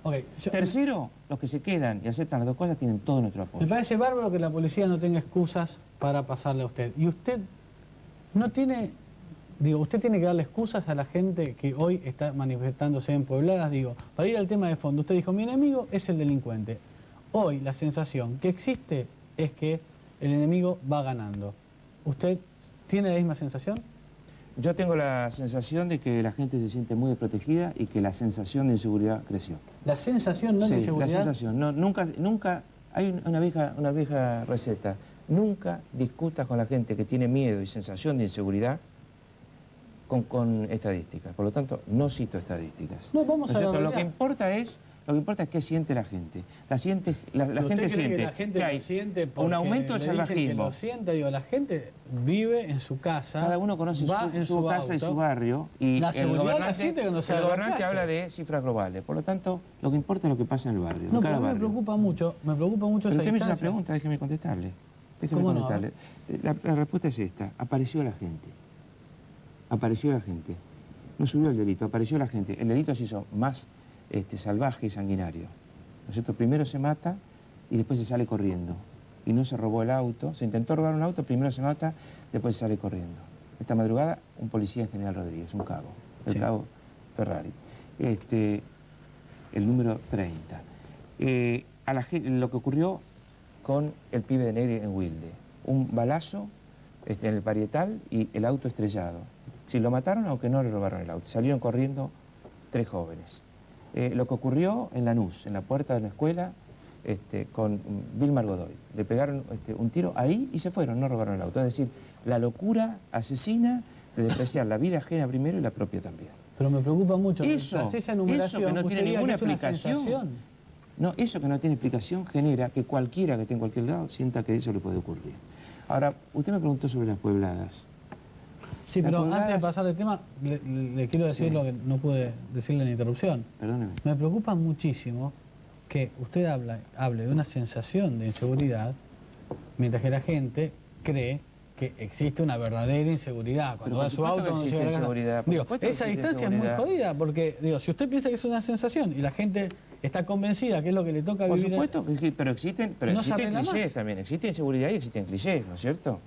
Existe además una especie de crimen obsesivo en el que las chicas que se tiraron del auto en la Panamericana habían intentado violarlas y no habían intentado Está bien, violarlas. gobernador, pero no hay Y solo- así sucesivamente no hay con muchos solo- temas. no hay- Con el tema de Santa Fe, ¿no es cierto? Permítame, no hay el solo tema Recife, cliché, etcétera. quería decirle Lo que quiero esto. decirle es que hay una sensación que se basa en hechos concretos. De la misma manera que una pueblada no puede ser movida por fines políticos, puede ser aprovechada por fines políticos, pero tiene que haber un hecho aberrante concreto. Y los familiares. Así que yo no puedo decir eso es política. Yo tengo que decir eso es una pueblada pidiendo seguridad. Yo Y le denunciar un hecho concreto. quería señalar algo, hablando de sensaciones. La gente tiene sensación de inseguridad. Es la misma gente que, por una cuestión de sentido común, dice los desarmaderos, todos los desarmaderos dependen de la policía. Es una cuestión de sensación también. Ahora, resulta que la semana pasada apareció un policía, la semana pasada, hace 10 días, un policía arrepentido que cuenta cómo es el negocio de los desarmaderos. Quiero decir, no es una sensación solamente. Bueno, digamos, si 2 veces en 2 semanas 2 policías son detenidos por connivencia con los desarmaderos, como es el caso del policía ese delincuente, que en realidad lo que tenía era connivencia con los desarmaderos, protegía a la banda de asesinos, con que aparezcan 1, 2, 3 veces, la policía tiene que ver con los desarmaderos. Se generaliza enseguida. Ahora, nosotros tenemos una dirección de sustracción de automotores creada por mí, que la verdad es que voltea 2 y 3 desarmaderos por día. La pregunta es, ¿existía la misma conciencia sobre la cuestión de los desarmaderos antes de que el delito de robo de autos se transformara en el principal delito y el principal causante de asesinatos La mitad de en la los provincia de Buenos homicidios Aires? tienen que ver con un robo de automóvil. Exactamente. ¿Existía la misma conciencia? ¿Era lo mismo para un comisario mirar un desarmadero que estaba en el área de su comisaría en ese momento que ahora? No. La Es decir, pregunta- que el delito cambió la situación. Y, digamos, uno de nuestros grandes temas de trabajo con el presidente Kirchner pasa por ese tema, por el delito de robo automotor. Antes de entrar, porque yo sé que están preparando algo con Kirchner, pero antes de eso, la pregunta, digamos, central de este tema es, ¿vos tenés temor, inquietud de que pueda haber una especie de gran cacerolazo en la provincia de Buenos Aires por la seguridad? No, no creo que deba actuar yo con ese temor. Yo debo actuar tratando de mejorar las condiciones de seguridad de la manera más fuerte y rotunda posible, e ir al fondo. Pero no puedo actuar con temor, porque el temor es mal consejero, pésimo consejero. De la misma manera que salir a decir, bueno, echo los 20 policías que están en la cúpula y de esa manera gano un tiempo, porque dentro de 2 meses hay elecciones, sería una actitud irresponsable y poco seria. Si el temor político nos gana, entonces las medidas que tomemos van a ser las menos importantes, las menos útiles, las más espectaculares. Y a la gente se le ha engañado mucho con espectaculares que después no resultaban Bueno, pero nada. existe Y con frases objetivamente, fuertes, y con hacerse el duro y todo. Dejándonos del lado del temor, el coraje es lo que yo más admiro realmente, el coraje físico sobre todo, ¿no? Pero en fin, todo un tema. Siempre el coraje mejor. Siempre el coraje mejor. Pero corajudo y todo como vos sos corajuda, ¿existe un peligro objetivo de que esto se transforme en una especie de cacerolazo, Arrecife, Lanús, una especie de dominó de cacerolazos? No, lo que sí va a ocurrir, y me parece que es lógico esperarlo, es que haya una ebullición fuerte y en el caso de un asesinato, digamos, conmocionante, todos son conmocionantes, pero esos asesinatos que se han vivido, terribles, la gente se mueva en defensa de su seguridad. Y la pregunta ¿es eso malo? No, eso es bueno. Será duro para mí como gobernador, pero eso es bueno, eso alerta sobre que la gente no está harta y no tolera algunas cosas más. Vamos a la pregunta final cada uno. Sí, el presidente Kirchner, ¿es cierto que le dijo a usted que habría que aplicar una política de shock? Porque la que funcionó hasta ahora no daba resultados. Y en todo caso, ¿en qué consistiría? El presidente Kirchner me dijo que estaba convencido de trabajar en conjunto con la seguridad, de que coincidía con que el área metropolitana, es decir, el conurbano y la capital, son una misma cosa a la hora de entender cómo se mueve el delito. Y digamos, lo que él me dijo es que me apoyaba completamente cualquiera fuera las decisiones políticas que yo tomara y que no, digamos, no trepidara en tomarlas en el caso que hubiera que tomarlas. Gobernador. Y nosotros trabajamos con un silencio parcial sobre el tipo de medidas entre justicia y seguridad de la nación y justicia y seguridad de la provincia en este momento fuertemente. La paso forzado.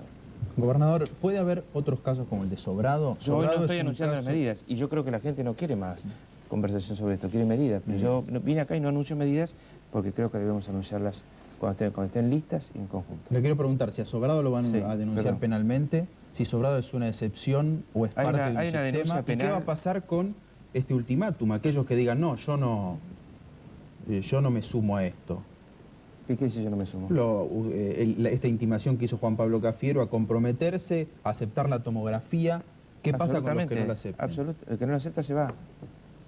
Se va ya. Pero hay más Sobrados, puede haber otros El que casos se queda similares. es porque sabe que si se está quedando, si no renuncia, es porque sabe que puede pasar la tomografía. ¿No es cierto? La última Porque vez- cree que puede pasar la tomografía computadora. El que se queda. Y esto no va solo para la cúpula, sino para cualquiera que tenga responsabilidad. Y esto además debería aplicarse a todo aquel que tenga responsabilidades públicas, aunque no fuera policía. Digamos la verdad. Yo tengo bajo investigación alguna zona de mi gobierno. Si no tengo resultados positivos, ustedes no se van a enterar. De hecho, el Instituto de la Vivienda hubo una denuncia penal y hay exfuncionarios presos. Y la denuncia penal la hice yo. Sí, la mandé a hacer yo con mis funcionarios. Hay una denuncia penal contra Sobrado, del fiscal Romero.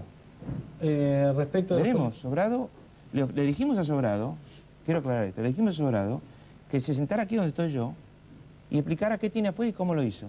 ¿Y? ¿No es cierto? Y Sobrado dijo que no, que era una cuestión íntima. Yo dije, no hay cuestiones Usted íntimas habló de los de que ese son tipo honestos, para un... gobernador, mi última pregunta tiene que ver con eso. ¿Qué porcentaje, estima usted, de policías honestos queda en la bonaerense? No lo sé, honestamente no lo sé, y si pensara que es una cuestión cuantitativa así tan importante, estaríamos perdidos. Yo creo que no estamos perdidos, que podremos modificar sistemas, pero que no se trata de echar a 1000 hombres o 500 hombres. Daniel, la última. Ah, ya está. No, ya está. Ah, usted es fantástico. Ya colaboramos, ¿eh? Mi última es esta. ¿Molestó la expresión de Vélez de que hay que tomar a la delincuencia por las astas en la provincia de Buenos Aires? Sé que fue en un día difícil para mí, en un día muy difícil, fue usada como un elemento más de frente, como un frente más para mí abierto. Ese mismo día Vélez y yo trabajamos varias horas en La Plata y a mí me parece que nunca no, pero hay que tratar de no reaccionar en momentos difíciles donde la que está mal es la gente, no reaccionar entre gente que tiene responsabilidades y que deben ser compartidas, no reaccionar por los títulos de los cables. Y por tanto no reaccioné por el título de cable, otra vez he reaccionado, pero no en este momento tan difícil, y sé que Vélez hubiera preferido no ese día no decir esa frase, y con eso me basta. En el próximo bloque vamos a penetrar más todavía en la mentalidad de los delincuentes, pero antes de pedirle al gobernador Solá se me ocurrió una cosa. Que voy a querer compartir con todos ustedes. Hemos hablado y duramente de policías corruptos, de cómo hay que tratarlos, de que en fondo el peligro que representa el policía corrupto. Pero yo invitaría a todos, y primero al gobernador Solá, él no lo sabe por supuesto lo que voy a decir ahora, a que rindiéramos un homenaje callado a los miles de policías que dan su vida en esta lucha. Los invito a unos segundos de silencio.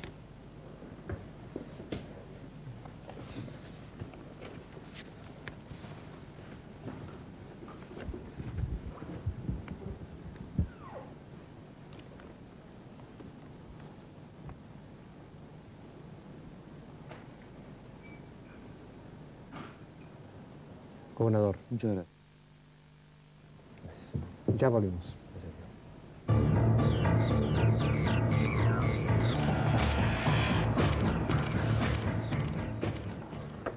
Bueno, vamos a ver, al principio del programa vimos que hay en la mente de un delincuente. El gobernador Solá, que estuvo con nosotros, dijo, el enemigo es el delincuente. Estamos todos en claro, lo dijimos al principio. ¿Cómo piensa el enemigo? Habíamos adelantado apenas unos segundos y ahora vamos a mirar cómo piensa realmente un delincuente. Alejandro, usted estuvo con él, ¿no es cierto? Así es, Mariano. Estuvimos el fin de semana con ellos y bueno, y grabamos que nos muestran cómo piensan, cómo arreglan con la policía, si se drogan o no, cómo trabajan. Vamos a ver.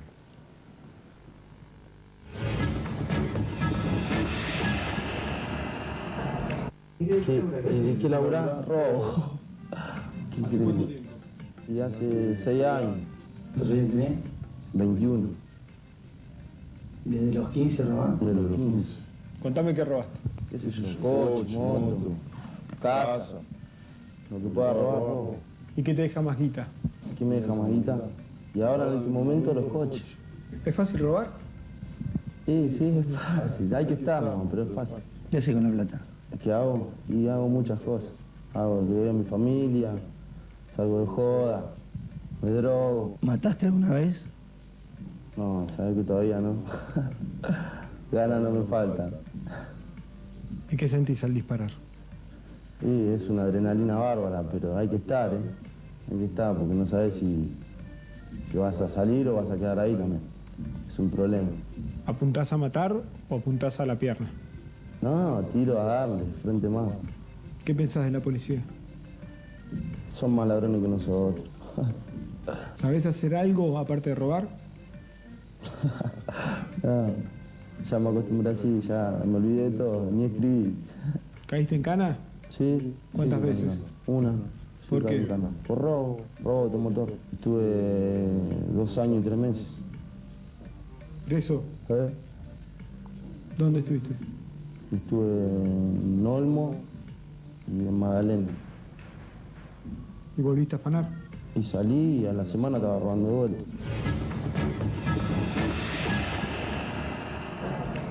Yo veo dos cosas, no sé a ustedes qué les impresionó esto, ¿no? A mí me impresiona de este tape que logró Alejandro, dos cosas impresionantes. Primero, no hay ninguna escala de valores. Todo lo mismo, ¿no? Se roba lo que se pueda, como sea, se pasa de un tema al otro. No hay otra escala de valores. El hombre, el ciudadano honesto, tiene una escala de valores.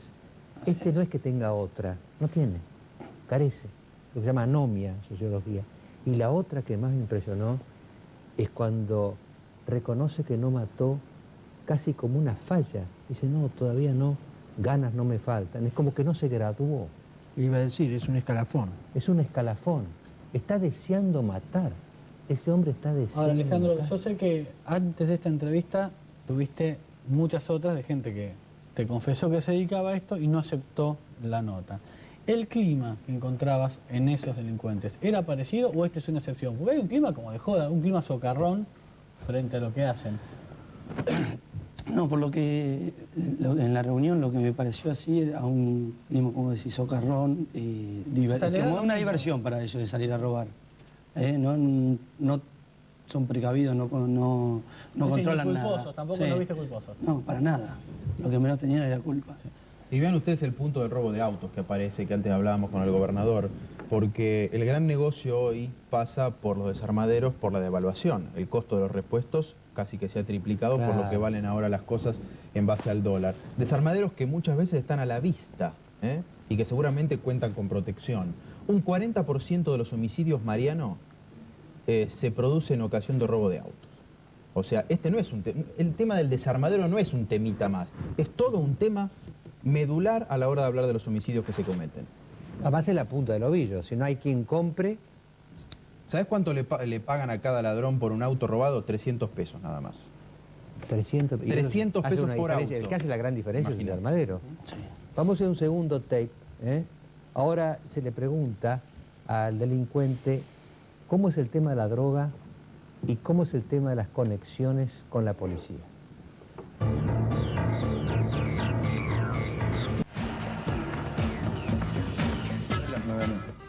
Y te sacan lo que tenés encima. Por ahí venís con buen estéreo, o por ahí venís con, no sé, 500, 1000 pesos, que laburaste y te lo sacan. ¿Hay arreglos con la policía para robar? Sí, que hay arreglos. ¿Cómo que no? ¿Cómo arreglas? Y viste, ya. Contame. No sé, qué sé yo. Según. A veces arreglan con coche, con moto. Te sacan los fierros, plata y te dejan, ¿entendés? Según. ¿Cuánta guita te sale a arreglar con la cana?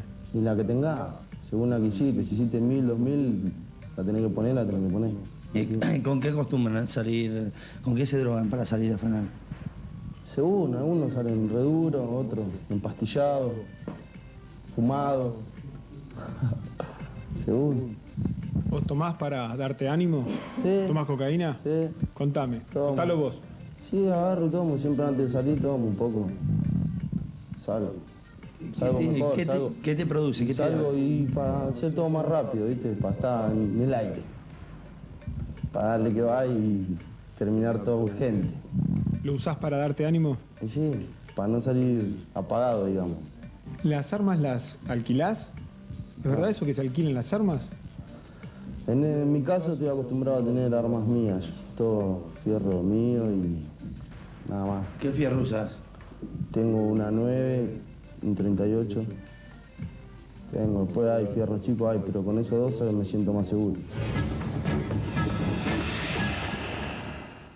Y el último tape que tenemos de este delincuente tiene que ver con un tema muy delicado, la utilización de menores para los asaltos.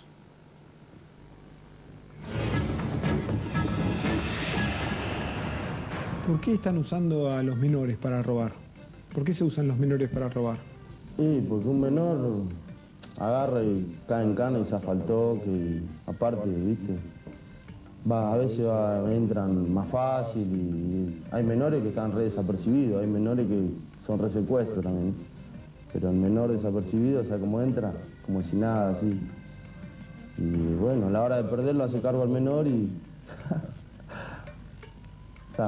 Sale enseguida el menor. Sale enseguida. ¿Y son confiables los menores o los pibes están muy locos? No, hoy en día están reservados, están alteradísimos. ¿Te da miedo los menores? Sí. ¿Cómo que no? Sí. Entran, no le importa nada. ¿Los menores que salen a robar se drogan mucho? Che, viste, siempre te tomaba una pasta, te hacía un pocirrán y salía a chorear. Corte que el pocirrán no te importa nada, va a chorear, pues. Y ahí es cuando agarran los guachos y por ahí matan a alguien, viste. Ojo que ahora hay muchos menores que son más picantes que los mayores. ¿Entendés? Le da mala sangre. Por ahí va con uno que tiene 30 años y te mira para todos lados y dice, no da. Por ahí va con un menor, no importa nada, entra y dale. ¿Entendés? Y ganás y fue y te va. Siempre ganar, tratar de nunca perder. ¿Sirve la mano dura? ¿Para quién? Para que no sigan robando. ¿Sirve o no? Sí, pero si da pueblito, hace una guerra. Gorra contra chorro, hace una guerra.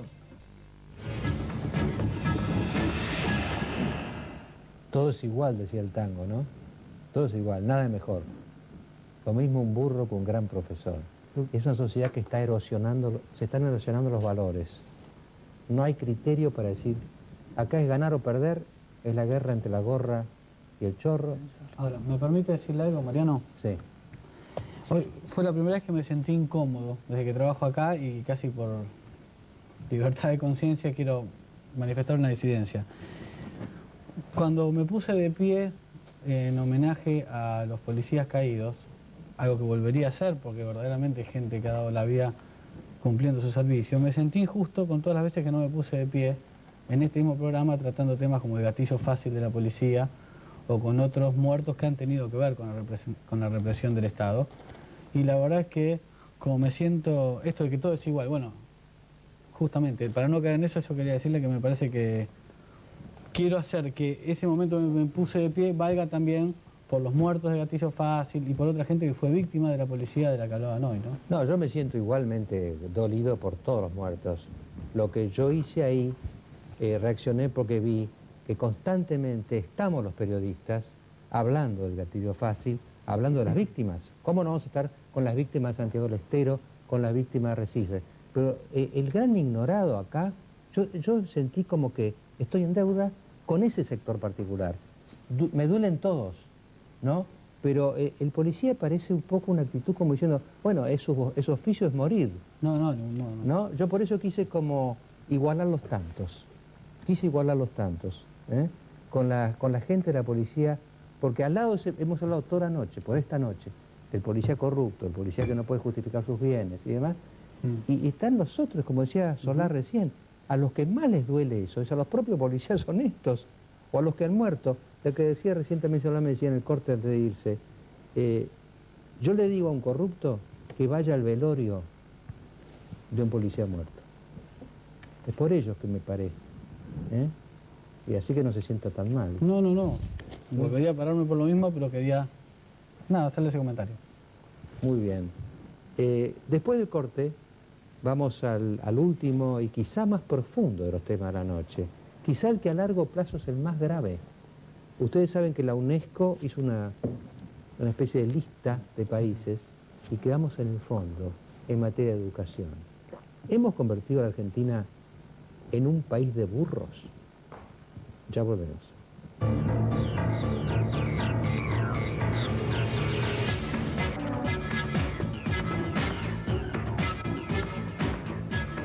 A todos nos dejó consternados esa estadística de la UNESCO sobre el pobre rendimiento argentino en materia de educación frente a países que suponíamos que estaban detrás nuestro. Le voy a pedir a Diego Valenzuela que presente el tema, le voy a pedir a Carlos Escudé que reaccione frente al tema y después vamos a hablar todos con el ministro de Educación, Daniel Filmus. Mariano, es un estudio hecho por la UNESCO y la OCDE en base a 41 países.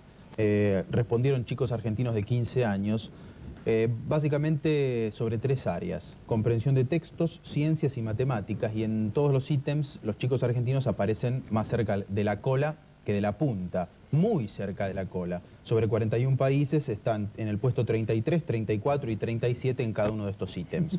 Pero hay que hacer una aclaración. Los que están arriba son la gran mayoría de países ricos y de la OCDE. Los principales países de América Latina están atrás nuestro: México, Brasil, Chile.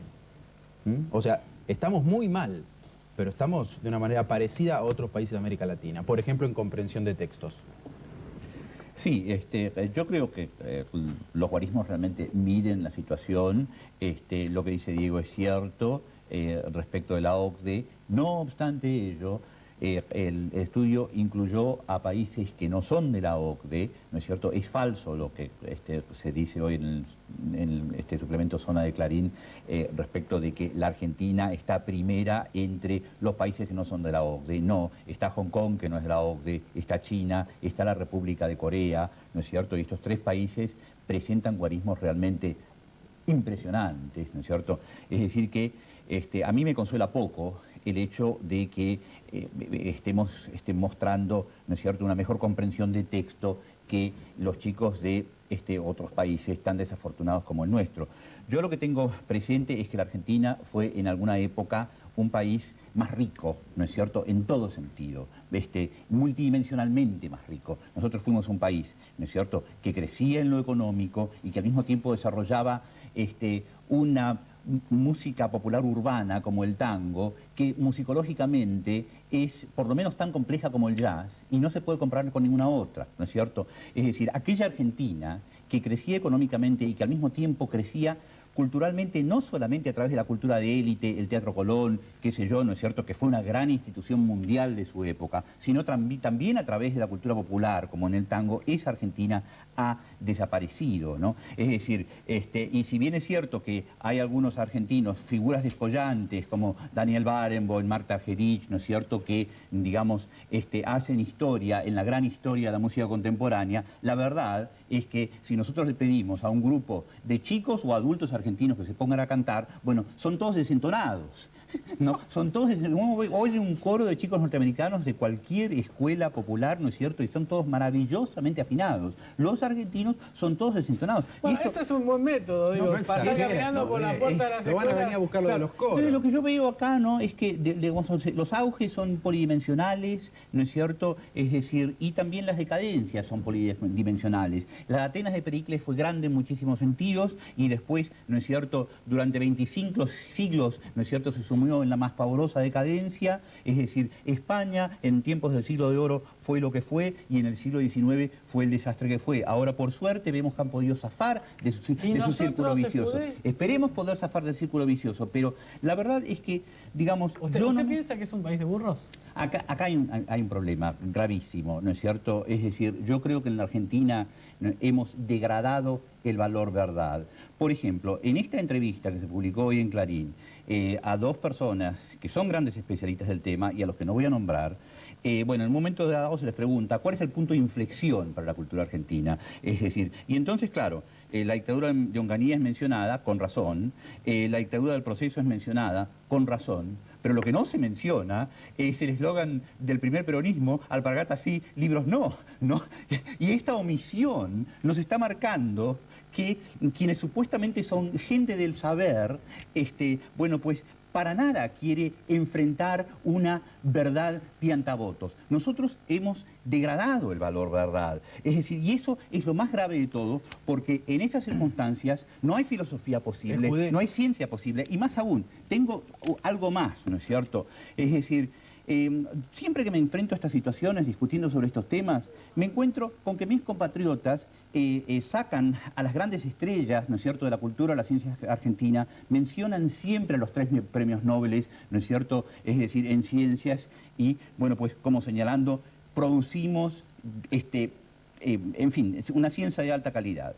Bueno, yo lamento desilusionarlos, ¿no es cierto?, pero nuestros 3 premios Nobel en ciencias, los premios Nobel de la Paz no cuentan porque son exclusivamente políticos, comparan muy pero muy mal con los 15 de Suiza, que tiene solo 7 millones de habitantes, los 11 de Dinamarca, que tiene solo 5 millones de habitantes, ni que hablar de los 242 de Estados Unidos, los 85 de Gran Bretaña, Canadá, ¿no es cierto?, con un poco menos de nuestra población tiene 12, ¿no es cierto?, y Australia, con la mitad de nuestra población, tiene 5. Antes de terminar de deprimirme, la pregunta que quiero hacerle es la siguiente. De acuerdo como usted ve hoy a los chicos y el sistema educativo actual, ¿usted cree que esto se va a corregir? Porque después se le va a preguntar al ministro. Claro, yo no tengo una bola de cristal, digamos, y espero que el ministro piense que sí se puede corregir porque él tiene, ¿no es cierto?, el mandato de gobernar en este ámbito, ¿no es cierto?, de la gestión de gobierno. Y si quien gobierna pensara que no se puede corregir, bueno, pues tendría que irse a su casa. Así que yo espero que el ministro sea optimista. Yo no puedo dar el lujo de ser pesimista, ¿no es cierto?, porque estoy especialmente interesado en subrayar el problema para que lo comprendamos, porque nosotros los argentinos somos grandes negadores, ¿no? Escudé, perdóneme, sí. Usted antes mencionó las 2 dictaduras, agregó alpargatas sí, libros no, pero también de lo que se habla y es de la política neoliberal, entre comillas, de los 90 y su influencia en el sistema educativo. ¿Generó más inequidad, exclusión, desequilibrio regional en lo educativo la política de los 90? Seguramente sí, no lo dudo. Al mismo tiempo generó, digamos, universidades de excelencia en el sector privado, y yo no quiero meterme aquí en una discusión ideológica,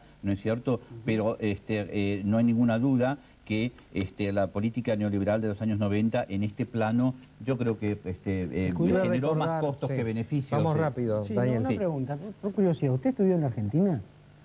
Yo, digamos, hice la primera mitad de mi educación primaria fue en la Argentina, la segunda en Estados Unidos, la primera mitad de mi educación secundaria fue en Estados Unidos, la segunda en la Argentina, después hice mi licenciatura en la Argentina y después mis estudios de posgrado, ¿no es cierto?, en Inglaterra y el doctorado en Estados Unidos, el PhD en Yale.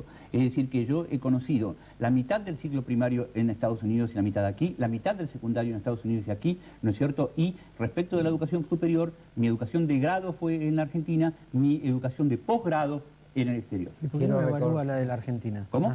Evalúe la parte argentina. No, mire, es decir, me resulta muy difícil hacer eso porque yo no tengo ninguna duda de que yo aprendí a razonar en Estados Unidos. Pero por otro lado, cuando a mí me trajeron a la Argentina, mis padres me trajeron a la Argentina, yo vivía en Boston y me llevaron a Tucumán. Entonces, pegué el salto, ¿no es cierto?, del corazón del desarrollo norteamericano al corazón de la Argentina más subdesarrollada. Me llevaron a un colegio particularmente bueno, ¿no?, que era un colegio que depende de la Universidad Nacional de Tucumán con 6 años, un bachillerato humanista. Entonces yo no me puedo quejar respecto a mi educación. Yo lo que voy a responder un poco a Daniel, hablando un poco en el nombre de Carlos. Él tiene muchos libros de educación, ¿no? El gran fracaso, ¿cómo es? Fracaso del proyecto argentino. El fracaso del proyecto argentino. Y él lo que señala en ese libro, me vas a decir si me equivoco, es que hasta, más o menos hasta Perón, todos tuvieron un proyecto educativo, los más diversos, el proyecto liberal, el proyecto nacionalista del principio del siglo XX, hasta Perón que decía Eva me ama, porque a todos les importaba, aunque la desviaran. Después no hubo más proyecto educativo. Me parece que esto no ha sido tema de grandes proyectos en educación. Y así estamos. Después del corte vamos a hablar con el ministro de Educación, Daniel Filmus.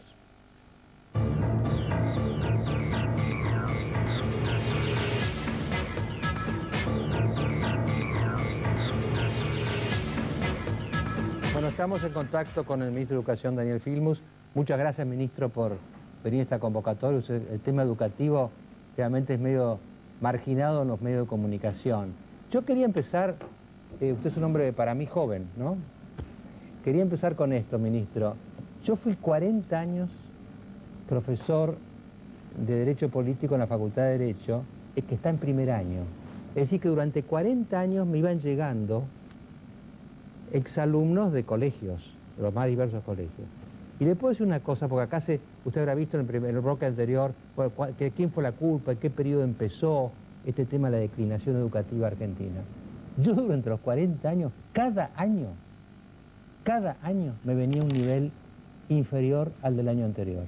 Tanto que al final de este largo periodo, yo no me animaba a hacer las preguntas que hacía al principio, porque era como un asesinato. Eso lo viví, creo que muchos profesores de mi generación vivimos esa especie de declinación constante. ¿Es el secundario entonces el que fracasó? ¿Cuál es su visión de esta declinación educativa que estamos atravesando los argentinos? Bueno, en primer lugar, Mariano, quiero decir que concuerdo totalmente con la declinación educativa argentina. También yo soy profesor de la Universidad de Buenos Aires en el primer año y también vivo esta situación de recibir estudiantes cada vez con más dificultades para poder comprender, a veces para tener capacidad de abstracción, para poder redactar, para poder expresarse. Realmente no solo han sido los últimos años, yo creo que, y concuerdo también con lo que usted planteaba al principio, hace muchas décadas que Argentina no tiene un proyecto nacional ni no tiene un proyecto educativo. Entonces, este tema parece que es un tema central. Argentina durante las últimas décadas ha aumentado su desigualdad, ha aumentado su pobreza, ha aumentado las condiciones de inseguridad, como vimos antes, y también ha visto decaer su prestigio educativo. La generación del 80 supo construir un país en base a la educación. Esos países que nosotros vimos anteriormente, que están por arriba de Argentina, no son países que porque son desarrollados apoyan la educación. Son países que son desarrollados porque apoyaron la educación en su momento. Exactamente la inversa. Si Argentina quiere en algún momento salir de la situación actual, quiere definir un proyecto de desarrollo autónomo, un proyecto de desarrollo integrado, que no haya más desigualdad, la única forma es empezar a invertir en educación.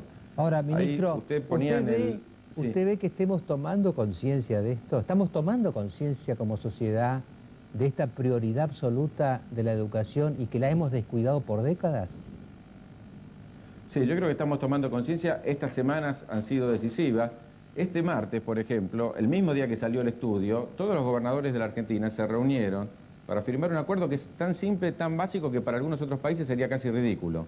Todos los gobernadores de la Argentina, convocados por el presidente, firmaron un acuerdo para tener 180 días de clase. El año pasado tuvimos 160 días de clase en promedio. Hubo provincias que tuvieron 90, 80, 70 días de clase. Tenemos todos los años provincias que hacen promoción automática. Es decir, que como no tienen los días mínimos para aprobar un año, los engañan a los chicos y los pasan masivamente al año siguiente sin tomarles examen. Creo que ese elemento, por lo menos, exactamente, haber definido que la prioridad es la educación, que el primer gasto es pagar a los docentes, que los docentes cobren en tiempo y forma, y que de esta manera aseguremos un mínimo de 180 días de clase, es una cuestión básica, elemental, que no nos garantiza la calidad. Pero sin clase seguramente no va a haber educación. Ministro, buenas noches. Valenzuela le habla y quería preguntarle qué hay que hacer con los docentes. ¿Cómo se consigue que su salario no sea una variable de ajuste, como ha sucedido muchas veces? ¿Cómo se los forma mejor? ¿Cómo se les exige más? ¿Y cómo se los valoriza en la sociedad? Bueno, eso es un tema de decadencia paulatina de mucho tiempo. A mediados de siglo, en la década del 60, era docente, en general una mujer de clase media, que podía estudiar, que se independizaba y era muy bien visto y era algo muy jerarquizado. Hoy la mayoría de los que siguen la carrera docente en general es porque no pueden seguir una carrera universitaria o como un mecanismo para una carrera universitaria y a veces no por vocación, sino para tener un trabajo seguro.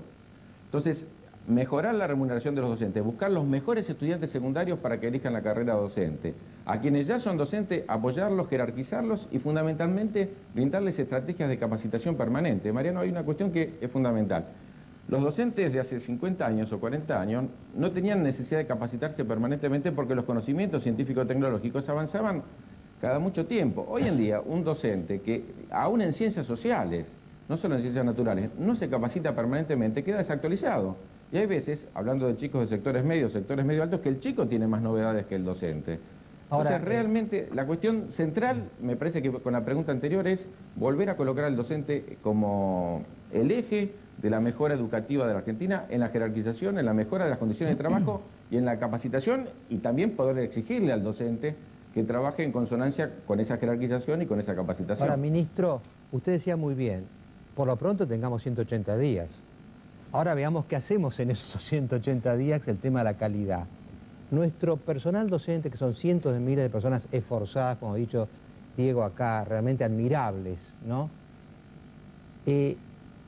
Por un lado están muy dedicadas o dedicados a la contención social. Muchas escuelas pobres, van los chicos a comer, los tienen que sostener, y por otro lado quizá no han podido mantenerse al nivel educativo que deberían tener, y muchos de ellos rechazan ser evaluados. ¿Cómo se atienden esos dos problemas? Bueno, hay dos cuestiones. Una creo que necesariamente tiene que ver con que hay problemas que parecen educativos y no son educativos. Doy un ejemplo. Ayer salió la estadística del 17,5% de los argentinos tienen hambre. Más de la mitad de los chicos son pobres y la escuela es la única institución que atiende a esos chicos. Digamos, si no tenemos escuela, tenemos la cárcel. Digamos, no hay otra institución oficial que atienda a estos chicos y realmente el elemento central es que la escuela no puede ser arrasada por la realidad. Tiene que haber un espacio pedagógico autónomo. La escuela tiene que dar de comer porque si no los chicos no pueden estudiar. Pero tenemos que generar las condiciones en las escuelas para que a pesar que hay que dar de comer, a pesar que hay que contener, hay que convencer al docente que no es un asistente social, sino que es un pedagogo. Y hay que generar un espacio de autonomía donde se pueda enseñar ciencia, matemática, lengua. Este trabajo es un trabajo de modelo de las escuelas. Creo que hay que aumentar la autonomía de las escuelas. Por ejemplo, que cada escuela tenga un proyecto, aparte del trabajo cotidiano, un proyecto autónomo de mejoramiento de la calidad. Si el año que viene, si vemos que el tema de la lengua es un tema central, ¿cómo el año que viene las 40.000 escuelas de la Argentina se plantean como el elemento central mejorar la calidad en la lengua, mejorar la calidad en la ciencia, mejorar la calidad en la matemática? Ministro. Hay que darle más autonomía para que los docentes desarrollen proyectos a nivel de cada escuela, darles confianza, insisto, jerarquización y posibilidades de capacitación para que lo puedan llevar a cabo. Ministro, ¿qué tal? Daniel Capalvo lo saluda. La pregunta es esta, ¿hay presupuesto para esto? ¿Cuál es el presupuesto que ustedes manejan? ¿Es eficiente, es suficiente? No, hay dos cosas. Uno, el presupuesto es insuficiente, el presupuesto particularmente en salarios es insuficiente, y en insumos y en un montón de aspectos que necesita la educación. Con la crisis, el presupuesto educativo realmente en la última década ha tendido a bajar y ahora tenemos probablemente el año pasado uno de los presupuestos más bajos de la historia. Este es un tema. Ahora, hay que mejorar el presupuesto, pero al mismo tiempo tomar estrategias pedagógicas de mejora. Este presupuesto con esta realidad es más de lo mismo. Hay que mejorar el presupuesto y hacer transformaciones pedagógicas que permitan que al mismo tiempo que vamos de a poco, porque no va a ser de un día para el otro, mejorando las condiciones de los docentes, en las escuelas se vayan dando las transformaciones. Por ejemplo, un tema, hoy en día no alcanza con manejar una lengua. Es verdad que nuestros chicos no saben leer y escribir, pero tenemos que pensar en las deudas del siglo XIX, porque leer y escribir tiene que ver con la promesa que por lo menos la Revolución Francesa, antes todavía, y después muchos países se fijaron en el siglo XIX, se dieron, pero también hay que mirar el siglo XXI. Necesitamos chicos que manejen 4 lenguajes. Por supuesto el lenguaje materno, pero también el lenguaje de la informática, el lenguaje, una lengua extranjera por lo menos, y también el lenguaje de la expresión artística y la expresión corporal. Yo creo que son 4 elementos que nuestras escuelas tienen que empezar a colocar en el centro, teniendo como base la vuelta a lo que usted Grondona decía. Si uno tuviera que decir qué hay que hacer, Mariano, hay que volver a exigir como usted exigió al principio de su carrera docente. Si no somos cómplices y volvemos a generar una cultura del esfuerzo, volvemos a pedir desde el primer grado, porque hay una costumbre que la universidad mira mal a la secundaria, pero a la secundaria le respondería a Mariano, y bueno, pero como llegan los chicos de la primaria, y ahora la primaria va a decir, bueno, pero los chicos vienen del nivel inicial mal, y el nivel inicial le va a echar la culpa a la familia. En cada lugar hay que empezar a exigir lo que hace falta exigir. Lo que hace falta es exigir a los docentes, pero lo que hace falta también respetarlos, jerarquizarlos y apoyar a los docentes y exigir a los alumnos. Yo creo que muy importante es terminar con la cultura del zafe y volver a la cultura del esfuerzo. Los chicos pasan de la escuela como algo que hay que transitar para tener un certificado y como están seguros que quizás no les sirve para el mercado de trabajo, no les importa lo que estudian. Hay que volver a preocuparse por cuánto los chicos saben. Y otro tema muy importante me parece que es el tema de la unidad nacional.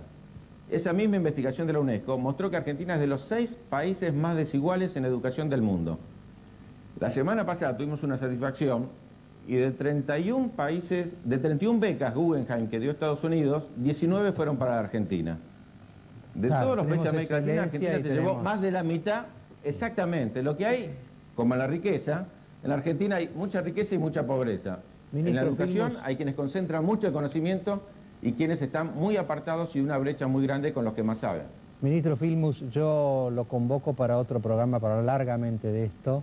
En los medios de comunicación es casi un dogma que la educación aburre, en las campañas electorales no se habla de educación, y ahora usted ha traído el recuerdo de cuando Sarmiento dijo, lo primero es la educación, ¿no? Y después vino esa parábola evangélica de que la piedra que era la piedra fundamental fue la piedra que los arquitectos desecharon. La Argentina se olvidó de la educación y empezó a esa declinación que nos afecta a todos. Yo hago votos para que alguien, o algunos, o todos, recreemos un Sarmiento colectivo. Esta es la prioridad. Y esta prioridad, y esta piedra que era fundamental en el edificio, hace décadas que la desechamos. Muchas gracias por su presencia acá y vamos a conversar más largo en otra oportunidad. Si me da un segundo, le quiero decir un solo dato. Un año de un chico en un servicio de menores, en un instituto penitenciario, cuesta igual que un chico 12 años en el sistema educativo. Si invertimos hoy para que tenga educación, es probable que mañana no le tengamos que pagar la cárcel. Muchas gracias, ministro, y hasta la próxima. Gracias a usted.